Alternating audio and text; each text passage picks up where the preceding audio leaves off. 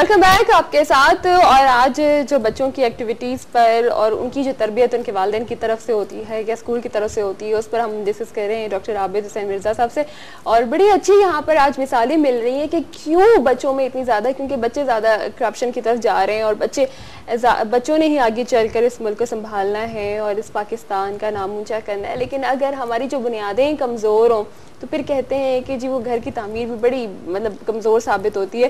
तो इसीलिए बच्चों की तरबियत इस तरह से करें कि हर घर जो है वो मिसाली हो, कि हर घर में कहा जाए कि माशाल्लाह इनका बेटा या बेटी उन्होंने पाकिस्तान के लिए काम किया, अपने घर के लिए ऐसे काम किया, या वो बहुत अच्छी ज़िंदगी गुजार रहे हैं, बहुत अच्छे तरीके से तमाम इस्लामी असूलों को भी और जो दुनियावी चीज़ें होती हैं उनको भी साथ साथ लेकर चल रहे हैं। उसमें हम बच्चों की थोड़ा सा ऐसी एक्टिविटीज़ के बारे में बात करें जो उन चले जाते हैं, जो उनके लिए सिर्फ खाई साबित हो सकते हैं। और ये सिर्फ अगर डॉक्टर साहब देखा जाए कि जो बच्चे इस तरफ आते भी हैं, या अगर वो कुछ फन में भी कर रहे हैं या कुछ के वालिदैन ने जब तरबियत उनकी सही नहीं की होती तो कुछ अरसे के बाद उनको बड़े खतरनाक नताइज भी देखने पड़ते हैं कि आप चंद दिन नहीं समझो कि सारी जिंदगी आपकी आसाइशों में और अच्छी गुजर जाएगी। बिल्कुल आप सही कह रही है। देखिए बच्चे जहां मैंने फितरत की बात की है वहां एक खास उनसर और भी पाया जाता है और वो ख्वाहिश का होता है। समझे ना, ये सब चीजें जब ये बच्चे में डेवलप हो जाती हैं कि मजहब की सब बुनियादी तौर पर होती हैं। अब ख्वाहिश भी हुई, अब ख्वाहिश जो ये हुई कि मुझे अच्छा भी होना है, मुझे घर में भी अच्छा बनना है, मेरे वालिदैन को भी मुझे ऐसा करके देना है। क्योंकि वालिदैन की ख्वाहिश होती है कि बेटा आप बड़े हो जाओ, आप ये करोगे, हम ये ले लेंगे, आप इतना बड़े आदमी बन जाओगे। अब चूंकि तालीम तो आपने की नहीं तो बच्चे के ध्यान में ऐसी बातें डाली क्यों आपने। अब वो बच्चे जो है ना बाहर जब निकले तो बाहर यही चीजें बच्चों की बेरारवी का शिकार होती हैं। वहां आगे बाहर निकला उन्होंने सोचा कि अगर मैं एक मोबाइल छीन लेता हूँ या मैं किसी को एक वॉलेट छीन लेता हूँ और भाग जाता हूँ तो उसको मुझे इतने सारे पैसे मुझे या कुछ मिल जाते हैं तो इससे तो मैं बहुत सी चीजें खा लूंगा। तो अब अगर वो सोचता है कि इतना तो मुझे घर वाले पैसे भी नहीं देंगे। अच्छा, वो छोटी सी ख्वाहिश होती है, वो एक ख्वाहिश हुई ना। हाँ, तो वो लेके उसको बढ़ाएगी। हमें ये सब चाहिए। देखिए तरबियत में एक खास पॉइंट ये होता है कि बेटा देखो कोई भी वो चीज जो आप अपनी मेहनत के बगैर हासिल कर रहे हैं उसकी वैल्यूज नहीं है, उनको आप ना देखें। मेहनत की कमाई यानी एक तरबियत का एक हिस्सा ही है। फिर जो बात की जाती है कहते हैं कौल और फेल के तजाद। आप बच्चों में ये बात डालें कि देखो बेटा जो आप बात कर रहे हो उस पे अमल करना है आपने। अब देखो उनसे पूछे कि बेटा मैं क्या कर रहा हूँ, आपने कहा बाबा आप ऊपर सुबह जाते हैं दोपहर आते हैं, बेटा मैंने यही किया ना, आपने भी यही करना है। मैं सिगरेट तो नहीं पी रहा, नहीं बेटा आपने भी नहीं पीनी है आपने। मैं टाइम पे खाना खा रहा हूँ, नमाज पढ़ रहा हूँ, बेटा आपने भी ये करना है। मैं जाके मरीज देख रहा हूँ, पेशेंट देख रहा हूँ, मैं डॉक्टर हूँ, तो बेटा आपने भी डॉक्टर ही बनना है। एक देखिए उसके ध्यान में एक रवि डाली जा रही है। आज आप ये देखें कि माशरा में हमारा जो का शिकार है, लेकिन अच्छी बात इसमें यह है कि सबसे ज्यादा नमाजी और परहेजगार और रोजेदार हमारे ही लोग में मौजूद है, हमारे दरमियान मौजूद है। आज हर मस्जिद भरी हुई है माशाल्लाह। बिल्कुल ये बात हकीकत भी है।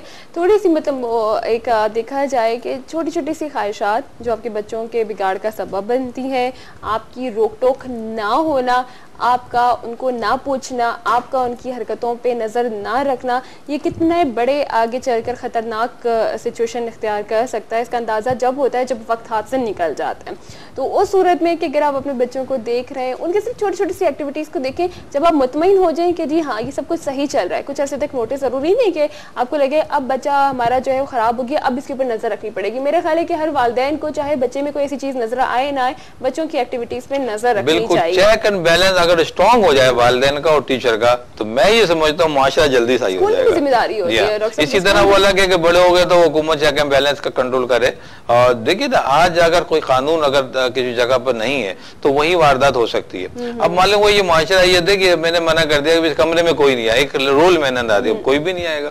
अब मैंने नरमी रखी हुई है जो आ जा रहा है, यही माशरे का कानून बन जाता है, यही बड़ी चीजें बन जाती हैं। अगर हम अपने बच्चों को चेक एंड बैलेंस स्ट्रॉन्ग रखें कि कब जा रहे हैं कहाँ क्या खा रहे हैं, किन के साथ बैठ रहे हैं, वापसी पे क्या कुछ हो रहा है, उनको चेक करें और डर खौफ होगा और बाकायदा उस पर सजाएं भी दें अगर वो कर रहे हैं। इसी तरह टीचर जैसे सजाएं देते हैं, पॉजिटिव सजाएं दें आप, तो मैं समझता हूँ कि इनकी बुनियाद बेहतर बनेगी, हमारा माशरा अच्छा होगा और हम कुछ हासिल कर सकेंगे। बिल्कुल एक डर और खौफ बच्चे के अंदर जरूर है आपने डालना है कि उसे अपने वालिदैन से अपने टीचर से एक डर हो। अब तो आजकल के इस तरह के अब पेरेंट्स ने ये रूल्स बना दिए हैं और उसी पे लेके चलते कि बच्चा जो एक कल का बच्चा अपने टीचर को देखते ही उसको डर लगना शुरू हो जाता था, वो एक खौफ में मुब्तला हो जाता था कि जी मेरे टीचर सामने से आ रहे हैं, मैं उनके साथ बात कैसे करूं, और वो बात करते हुए कंफ्यूज होता था। आज वही बच्चा अपने टीचर को मतलब मुंह पर जवाब देना और उनकी इंसल्ट करना, ये एक बिल्कुल कॉमन सी बातें बन गई, क्योंकि इसकी जो असल चीज़ है वो हमारे माशरे का बिगाड़ है।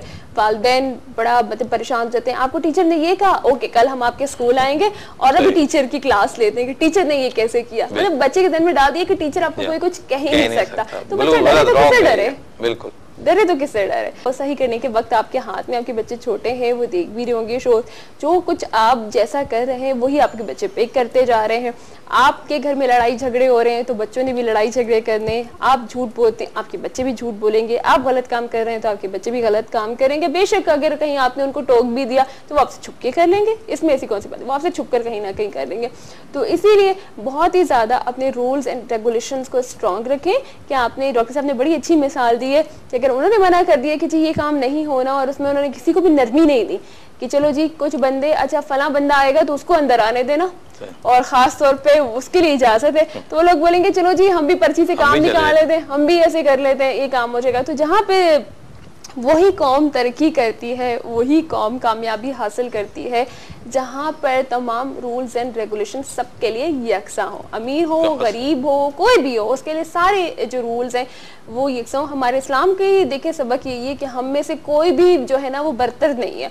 बिल्कुल आप सही कह रही हैं। देखिए जजा और सजा का कंसेप्ट इतना स्ट्रांग होना चाहिए और बच्चों को ये पता होना चाहिए कि नरमी की हद ये हद है, उसके बाद सख्ती की ये हद है। इसी तरह देखिए ना अल्लाह की दो खुसूसियत है, रहमान और रहीम और कहार और जब्बार। बिल्कुल ठीक है, दोनों की अपनी चीज है। इधर आपको जन्नत का भी बताएगा तो दोज़ख भी दिखाएगा। तो हम क्यों नहीं नसीहत लेते हैं? तो बच्चों के साथ भी तो ये करना चाहिए कि आप अच्छा काम कर रहे हैं तो उनके लिए इतने अच्छे करूँ, गिफ्ट दें, उनको बाहर घुमाएं फिराएं ले जाए और उनकी हौसला अफजाई करें कि उन्होंने अच्छा काम किया।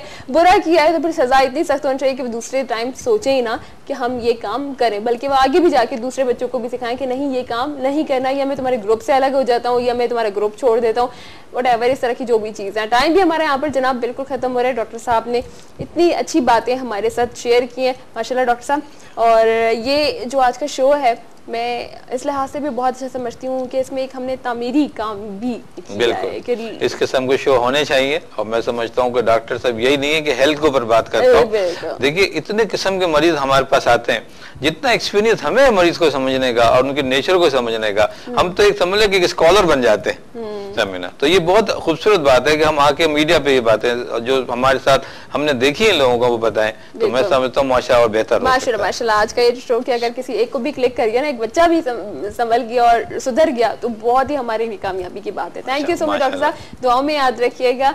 और आप लोगों का भी बहुत बहुत शुक्रिया हमारे साथ शो में शामिल होने के लिए। अपना फीडबैक हमें जरूर दीजिएगा। फेसबुक पर आप ज्वाइन कर सकते हैं हमारा पेज इवनिंग लाउंज विद अना, और इसके साथ ही इजाजत दीजिए। अल्लाह हाफिज।